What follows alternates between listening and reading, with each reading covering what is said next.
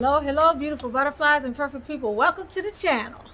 You're with Tanisha Ali, and this is Tanisha's Locks, Beauty Tips, and Potpourri. Today's video is a shout out to the beautiful Olivia.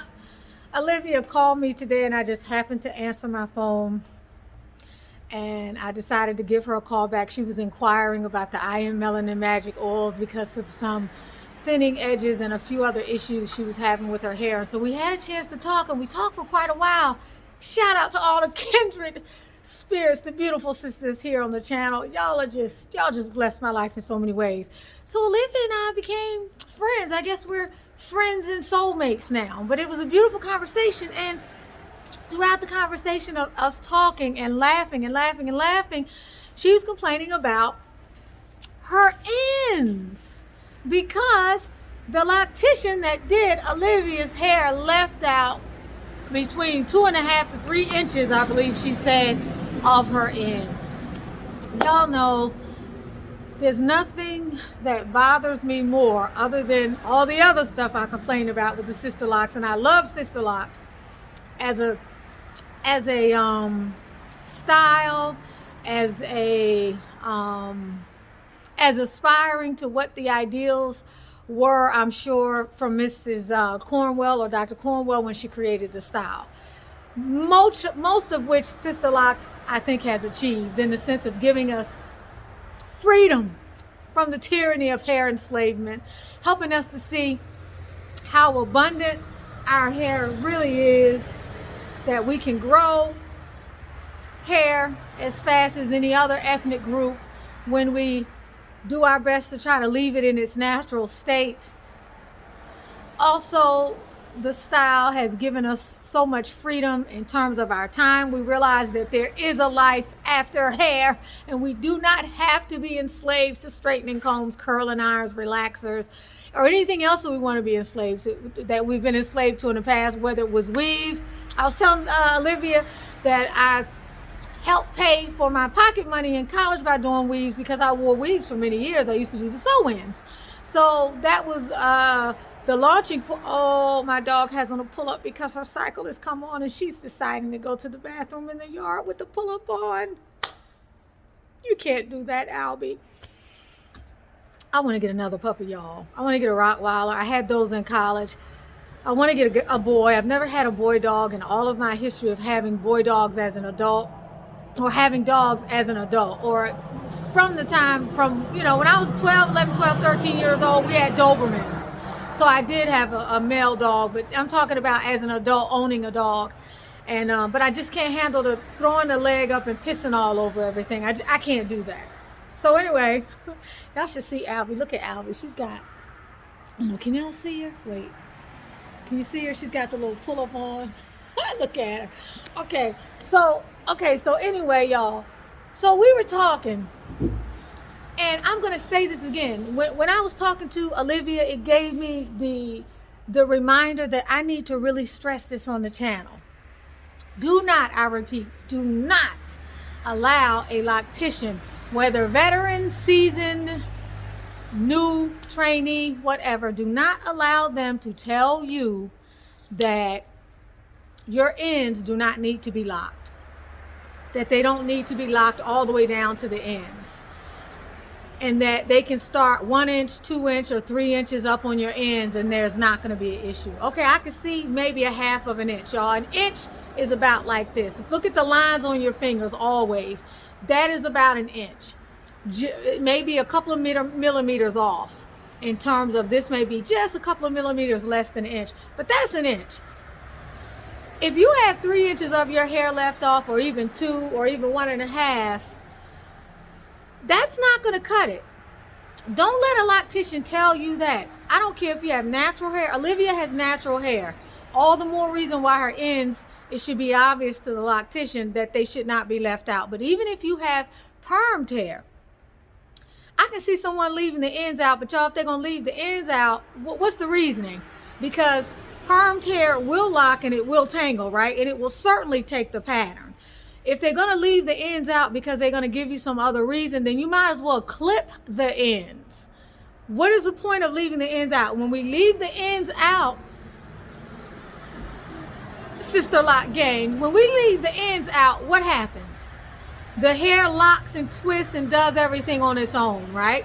So if that's the case, why am I sitting in your chair having you to do a grid in my hair and put Sisterlocks in the first place?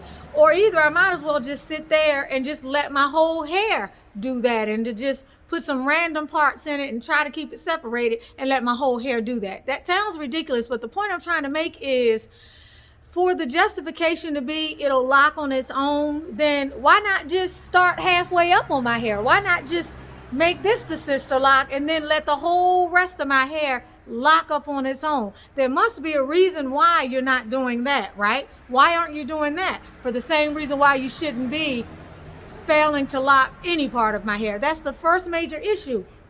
Y'all, they get away with this because of lack of knowledge, because we don't know any better. Ooh, and that is why I say, do your due diligence. Make sure that you know what you're getting into and you know who you're getting into when you choose your loctician. And by all means, when you're getting your hair done, sit there and y'all watch my video on tips for getting Sisterlocks installations. I'm going to do another one, because once these videos get so, ooh, look at the Tyson truck. All those chickens on those flatbeds. Poor things, poor things, poor things. But the point being that when you, I forget what the point being, because I start talking about those doggone chickens. But what was I saying? I was going to say something important. The Sisterlocks installation video, I'm going to do another one, because when these things get so far back up into the queue, they are not circulated, and unless you binge watching the channel, you're not going to see those videos. I think I have over 400 and something videos on this channel, or at least 300. So I have to recycle the material for the new subscribers, because I get a regular number of new subscribers each month, and when they patronize the channel, they have to get the new information as well. So be patient with me as I repeat. I hope that I can be creative enough to repeat the information in a way where either you don't really recognize it, or that it just doesn't sound like a tape player going over and over and over again. But it's too much to be leaving the tips out. The tips should be plaited. And the reason is because that part of the lock is not going to look like the rest of the lock. It's doing you a disservice. We are dealing with enough of slippage, bunching, and all of this other stuff, the awkward stage, without having to deal with big fat ends that don't lock properly, that look dramatically different from the rest of your lock, especially after your hair starts to compress. Some of your hair starts to depress 2 to 3 years, compress. Mine took 5 years to compress. When it compresses, it tightens up, it gets more solid, and then it drops, which means you can see the length. When that happens, any irregularities are going to be a little less noticeable, but they're still going to be noticeable depending upon what happened to your ends. Okay, so that was an issue for Miss Olivia, along with a few other things like potentially some uneven parts, some slippage issues. I'm going to do another video on slippage because I want to talk about that as well. Because here's the bottom line, Sister Lock gang. We become super creative and very much of initiating energies, or we become initiators when we get these locks, because very quickly you're going to start to realize, just like you do with the man at the grocery store, or somebody at Walmart, or your doctor, or anybody else. Every individual has a different work ethic. Every individual has their own level of conscientiousness, or the lack thereof, which means while you may be getting your hair done by Rashida over here, and each time you go in, she's checking everything and she's telling you, baby, your scalp doesn't look that good. You got 3 locks in the back that look like they got a little tangled. You got another 4 locks that are slipping. You got some linen here. You're going to have Broomhilda over here who's going to be doing your hair, and she's going to see all type of crazy, and she's not going to say anything to you. And because you can't see it, maybe you don't find out about it at all, or you don't find out about it until it starts causing you problems. We can't have this. So we have to be advocators for our own hair care, because nobody loves your hair as much as you do, baby. Nobody loves you as much as you do. So that's the first thing. The second thing is, you can't just depend on people to do things anymore. We don't live in the world like we used to. Unfortunately, we don't live in that same world anymore. I'm just going to tell y'all, people are not as conscionable as they used to, if they don't have a work ethic as an entrepreneur, you'll find yourself in a situation where maybe your grievances are not being heard, i.e. the Sisterlocks people. And I'm going to do, shout out to Sister Shay, I'm going to do a video on some of the Sisterlocks complaints to the organization. I'm going to talk a little bit more about some of the issues with regard to that that have been filed with the Better Business Bureau. That's a whole nother topic. I don't want to digress too much, but my point is that you have to be your own advocate, whether it's your health care, whether it's your financial situation, hell, whether it's the relationship that you're in. And what was the name of that movie? Sometimes the people that live with you, your spouse, your family members, can be your enemy, meaning they can be counter to what is good for you. They may not be actively trying to sabotage you, but sometimes the people around you and the energy and the drama they bring you can be counter to what it is you're trying to accomplish. You have to be your advocate in that situation. You were put on this earth, among a million other things, to learn lessons, right? Makes me feel like I got a little company out here. This little town is a Mayberry town, so it has a lot of little towns around it. And even though this town is like about a mile long, and outside of this town is tons of cotton fields and all other sorts of stuff, this is a busy street. And I live on the main street because this house is on the National Historic Registry. So it's people coming up and down this street, except on the weekends, y'all. Sunday, yesterday, maybe 3 cars passed and there was nothing open here. So I thought it was so cute.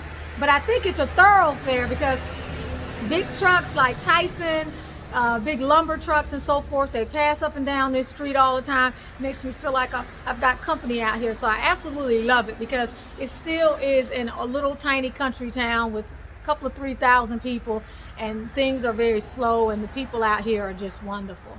I mean, they're not like the people I'm talking about right now with regard to their lack of accountability when it comes to certain things.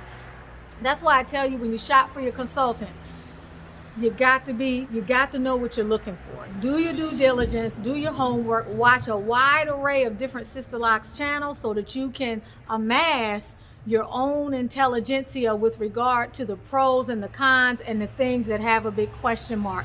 Identify at least 10 things that are important to you so that when you go to that consultant, you're not just looking at how she does the test locks, you're looking at how she responds to some of the key questions that you have, that you know for a fact that you're going to encounter on your journey, because you've been watching my channel for sure. Because I don't just get on here and talk about styles and other things and all this other stuff, and there's nothing wrong with it, but I want to tell you the stuff that I feel passionate about. I want to tell you the stuff that you're going to become passionate about should you be unfortunate enough to start to run into some of these situations, like thinning edges, locks falling out, people leaving your ends locked, people putting super glue on your hair to keep them from slipping, and a whole bunch of other stuff.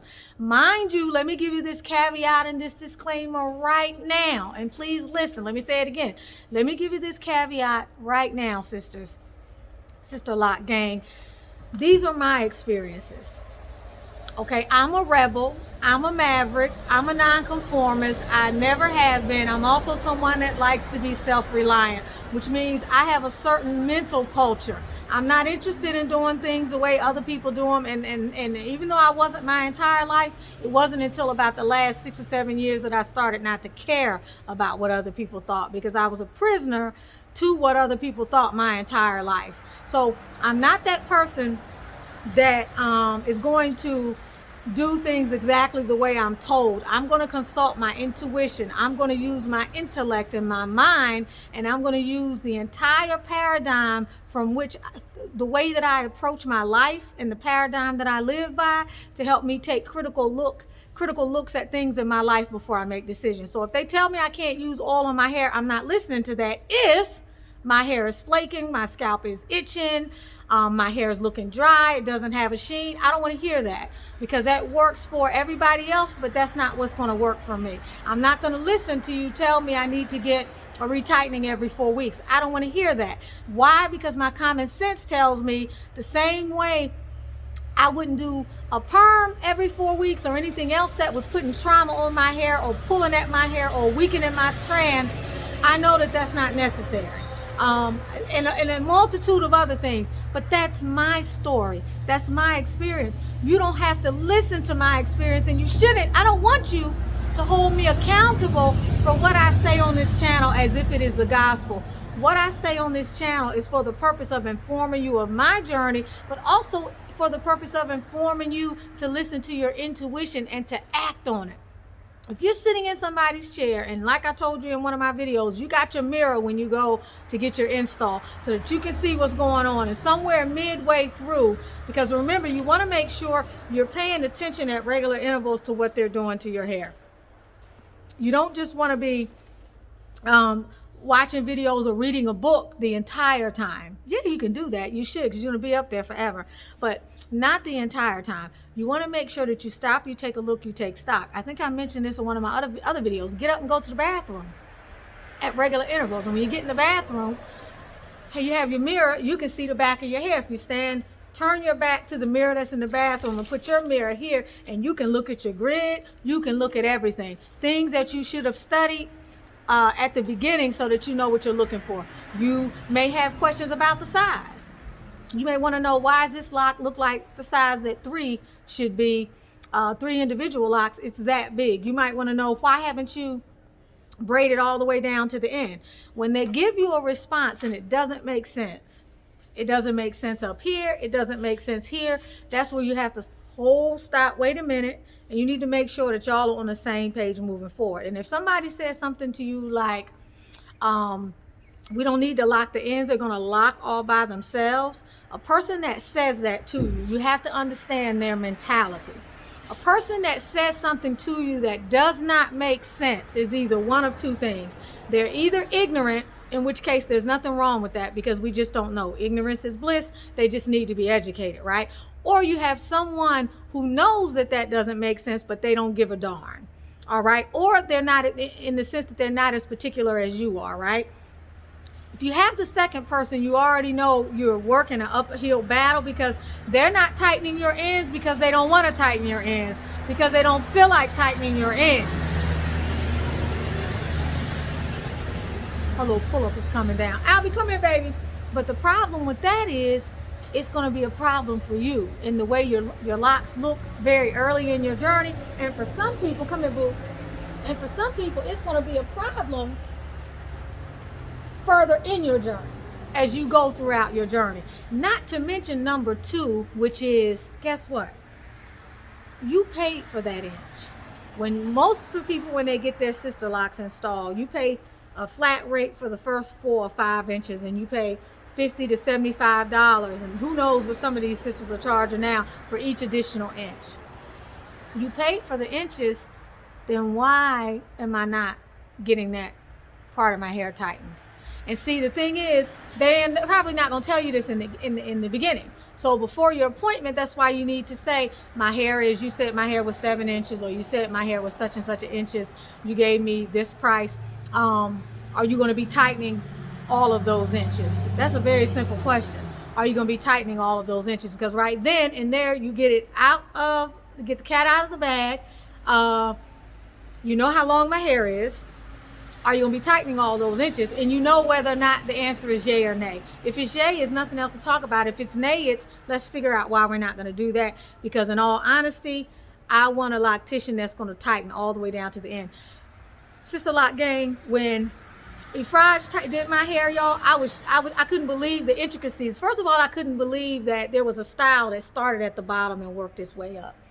Because I'm from the ilk that, you know, we did our hair 20, 30, 40, 50 years ago, and we plaited from the top down. We braided from the front to the back, right? So I was captivated. The other thing I was captivated by is how she was going all the way down to the end. I might have had a tiny little piece of hair, if it was this long, left out. But she would take a piece of hair and she would tease the ends. Okay, you know how we used to tease our hair to get it to tangle and to be a little more coarse? To roughen the cuticle? And then she would start the process of the pattern, and she would go all the way up. It was beautiful, it was amazing. as picky as I am, and as many of my locks as I fooled around with, and as many of my locks as I twisted to try to get the bulging out, and as many of them as I took out because I had something that was looking real crazy and plaited it down, or took my little craft needle and went back through in what I thought was the reverse 4 pattern to try to repair it. If my ends had not been done, I would have gone ballistic. But I can tell you at the same time, if it had happened during the first few days of getting my install, I would not have been the wiser, because we put our trust in these people and we expect them to deliver us service. We know that they are informed, which gives us the relaxed ability to be less informed or to put our trust in them. So when something like that happens, a lot of times we are at the end of the process, or your hair is already completed. You've already exchanged the money only to get home and to find out over a period of days that your lock should have been tightened down to the end. Now, I don't know what they say in the Sisterlocks training, but I'll tell you this: if mine were tightened all the way down to the end, and Efraj was a new consultant, 9 times out of 10, that's the way it was supposed to have been done. And if you were told not to tighten all the way down to the ends, maybe it had to do with your hair being permed. And even then, there are a couple of questions around that I have, but I could understand that more than someone who just decides not to tighten to the ends. That doesn't make sense to me, because then you might as well not tighten till half of my hair. And if that's the case, why am I getting Sisterlocks?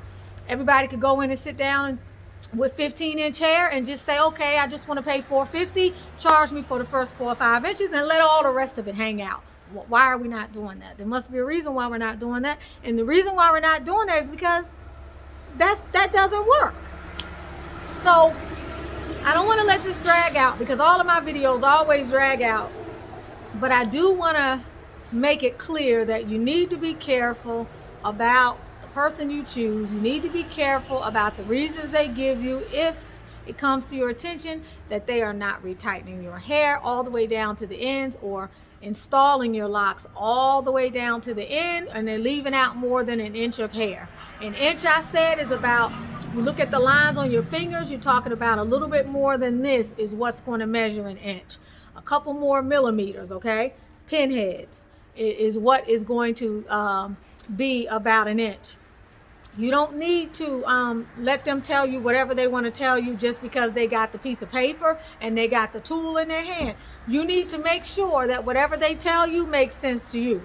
It doesn't have to make sense to me. It doesn't have to make sense to Mr. Charlie. It needs to make sense to you. And if it doesn't, you need to stop and you need to get very clear. But above and beyond that, it's so important to do all of your research going in. It's impossible to know everything because, you know, now see, this is what, if this were me and I was Dr. Cornwell and my name was out there and people were paying thousands of dollars to the tune of getting their hair done for thousands of dollars, and my name was on it, and I said that I was going to be following up on grievances and so forth, instead of being so secretive about everything, I have a list of what to expect from your loctician on my site in terms of quality. Hair should be retightened to the ends. You should have the Sisterlocks grid, which looks like this. The tools should be used. It doesn't matter how many locks you have. Maybe it does. What is important is the density. Whatever. You should get Sisterlocks installed. If they don't give you Sisterlocks, then maybe they're not following the criteria. Whatever it is, if it was my name on something and my thing was worldwide, if I was getting complaints because I had forgotten to do something that might have been a good business practice, then I'm going to try to fix it if I can. I know we can't please everyone. Y'all, I'm a business owner, and I know we can't please everyone. Everybody's not going to be satisfied. Let me tell you this little story. It's a story we tell people. It's a little story that comes out of the East, out of Islam, and it's a story about a man walking down the street, a donkey, a man, and his son. And the man is walking, and the man is an older man. He's walking, and the donkey is carrying his son, and they're walking from one town to the next. And all the townspeople are looking at them walk down the street, and they're talking, and they're saying crazy stuff. And they're like, look at that. That little kid has no respect for his elders. Why is that old man walking, and that kid is riding on that donkey? And they're just talking. Then, when they get to the next town, the older man decides to get on the donkey and the little boy is walking. right? They're switching. So they get to that town, and all the townspeople are gathering. All the townspeople are saying, look at that. What a shame. You know, they're like, look at that man making that little boy walk like that. And they got something to say. Then when they get to the next town, the man and the little boy are walking. The donkey is getting arrested, and the people are gathering along the streets, and every time they pass by a group of people are, everybody's got something to say, right? Say, hi, officials. Oh, I shall we, mommy? Oh, my love is too much. I shall we. And all the townspeople are like, look at those two dummies. Here they have a donkey and they decide to walk. So the point is that nobody's going to be satisfied. Everybody's not going to love you. You can't please everyone no matter what you do. If you stretch yourself to both ends of the earth, you can't satisfy everybody. I can't satisfy them, and neither can you. However, the consensus is what you should be concerned about. When I think about the feedback I get on this channel, I think about where the majority of you are. 75 and upwards sometimes, or 75% of you are in agreement, or if not in agreement, you don't have to be. You're in alignment generally with some of the things that I talk about. So I know that I am either resonating with you, I'm giving you value, or that you're satisfied on some level enough to watch the channel and maybe to return for another 1, 2, 3, 4 videos, or if I'm lucky to even subscribe. So we have to try to cater to what the demands are of the audience that we serve, if we respect their dollar, if we honor their money, and if we recognize that they made an effort to support us. We're an African-American owned business. That's relevant. Sometimes it's irrelevant, but they made an effort to support us. And because of that, my way to give back is to make sure that I'm doing quality control. And when it comes to my attention that there are issues with quality control and my name is on something, either I'm going to separate myself from that. That's the reason why I let go of my teachers towards my last few years, and I ran my school by invitation only, and I rented out the space to individual teachers that had their own schools. Because you're not going to be, my test scores of my students go down, you're not up walking around that classroom doing proximity control, teaching my kids, marking up every paper, giving immediate feedback. You think you can sit down and teach from the chair and do all of that stuff that I told you was not allowed at this school? And you think we're going to get the results that I've been getting all these years because you're sitting down? You're not going to be here. You're not going to be here, because if my name is on something, I'm going to do my very best, or either I have to disassociate myself from something. So I say all of that to say there has to be an effort to inform the public, because so many of us have complained and are having issues around this. There has to be some effort to tell people what they should be expecting, because it's a part of quality control. And what it does is it tells you what you should be looking for. It lets her know whether or not her locticians, or people who are saying that I am a certified Sisterlocks loctician, those people who are under that banner are implementing the practices the way they should be. Because if they are not, then there has to be some type of consequence, or some type of retraining, or some type of quality control. Retraining should always be an issue.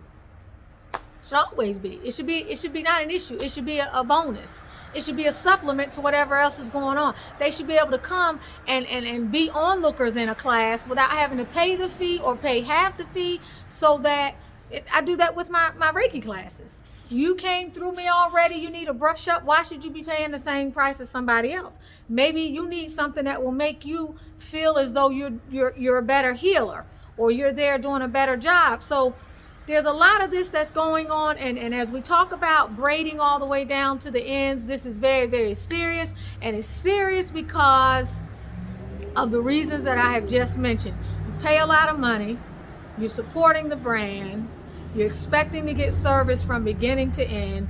When they're not braided down to the ends, you more than likely have not been compensated monetarily for it. Number 5, like Miss Beautiful Olivia is going to have to go somewhere else, and she's considering, she already cut the ends off, okay, which is not fair. She lost about 3 inches, and then on top of that, she's thinking about, because of some of the other issues, maybe taking them out and having them reinstalled. Imagine the amount of money. Imagine the amount of money, and she's still committed to the brand or to the system, but imagine the amount of money she's going to have to spend if she gets these things redone. So it's just not right. It's not right. So don't let anybody tell you that they can leave your ends out. I don't want to hear it. That's bull crap. You get them to braid your hair down to the ends, if for no other reason than the fact that you paid for it. And if somebody tries to tell you that, you ask them, okay, since you're not going to braid the last 2 to 3 inches, are you going to take 2 to 3 inches off the price? I guarantee you, in most cases, you're going to get it braided down to the end. So these are things we have to really, really think about. We have to be considerate of, and we have to decide how we're going to deal with this. And maybe I should put that in another video. I'm going to put that in another video, how to deal with loose ends, because it is something that you're likely going to want to think about. And I do have some ideas. Remember, buyer beware, consumer beware, because these are things that I would try or that I have tried based upon some of the challenges that I've had with my locks. Doesn't have to be something that you do.